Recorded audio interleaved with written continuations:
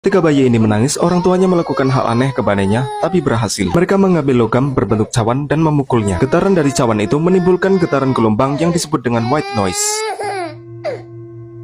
Ini membuat bayi relaksasi dan berhenti menangis.